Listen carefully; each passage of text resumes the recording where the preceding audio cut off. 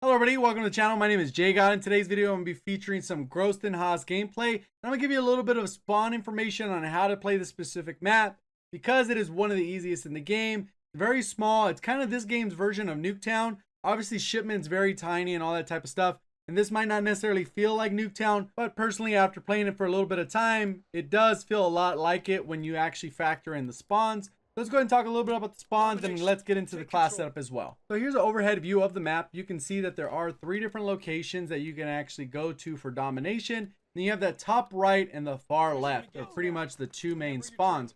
Where I just walked out of is one main spawn, and the opposite end is the other side. So let's go ahead and take a look at that spawn system. And the 2 locations I highlighted in red are pretty much where you'll be spawning 99% of the time. Even if you're blocking the spawn, they're going to spawn really close to you, and it's not going to be looking pretty good. So what you're going to want to do is know where these are at and pay very close attention to where your teammates are spawning, where you're spawning, and that'll give you a good indication of where the enemies are coming from. You're able to position yourself in a smart way that'll allow you to maximize your positioning and allow you to win more gunfights because they have to run towards you versus you having to run towards them, and you're always at an advantage when people are running towards you versus you actually running towards them. So I'll briefly run through my class setup right here. You can see I'm running the Commando Division, Ordnance, Escalation. Need I say more for that trio? And then as far as the attachments go, I am running a grip, extended mag, and a suppressor. I prefer the suppressor on pretty much all of my SMGs because I pretty much position myself the way that I don't lose out on a lot of that range. Because in case you didn't know, it only affects range, not damage when you put a suppressor on.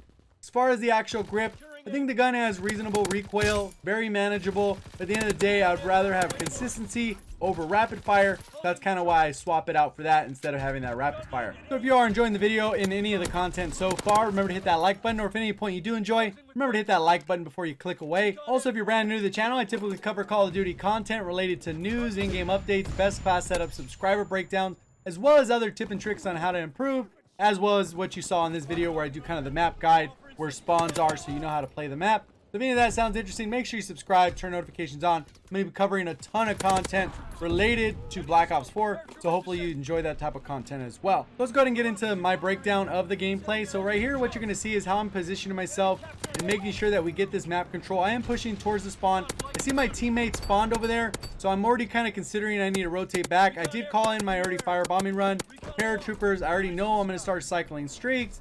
The feeds are going to start coming off. I'm getting a ton of assist here, and that's going to allow me to cycle through my next firebombing run. And I ran it right through that spawn because I know that I'm going to get a lot of kills off of it. Where I'm positioned now, I'm actually in a pretty good spot. I can peek the flag, stay in the building. I'm protected from cover fire. I did see someone fire their weapon. I'm not sure if they went upstairs or not. I went to get a little quick peek because you got to pay attention to the minimap. I'm seeing the passes, and I know exactly where they're spawning in that little corner on the bottom left side of the map. I got that firebombing run. Guess where I'm going to put it? Exactly where it needs to go. So a lot of times, once you already have a good idea of the spawns, how to use the streaks, you're going to be able to use those streaks to your advantage and position yourself in a way that you're going to destroy the enemy team. If you play with the party, it might go overboard, and what will end up happening is people start leaving the match, which you're going to see inevitably does happen. You get a ball turret gunner, you get paratroopers, firebombing run, all these streaks tackling on top of each other. Map control is basically donezo, and that's pretty much how you're going to win matches. I do recommend playing World War II in a party because a lot of times it is a lot to overcome as a solo player. I know I spent most of my channel uploading duo gameplay with one of my YouTuber buddies, Earl Shatter, as well as playing a lot solo. Keep in mind that if you do play with friends, it is going to be a lot easier for you when you play Call of Duty. And that's just in general. You have a little bit more communication. You can focus on one goal, which is map control.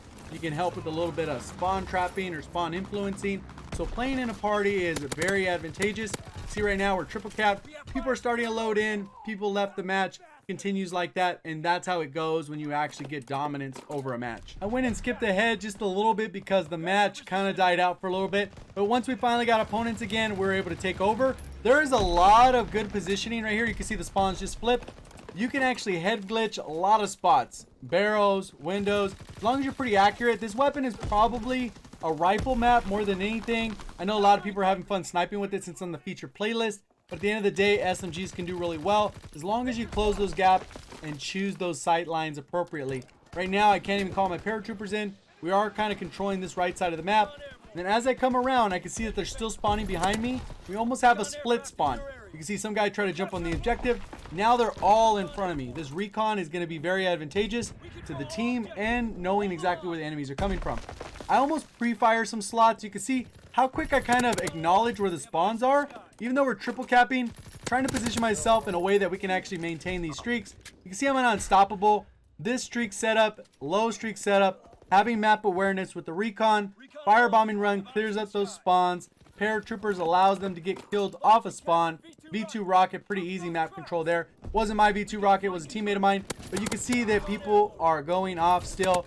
They're about to get all demolished. And I'm going to push the spawn a little aggressively, trying to get my own V2 rocket. Because sometimes when you end up in a lobby or everyone left, people are new. Sometimes people come in sniping using fire shotgun, C4 saboteur. There's a lot of obstacles that start to attack you. So I decided to push the spawn knowing that I'm pretty close to that streak.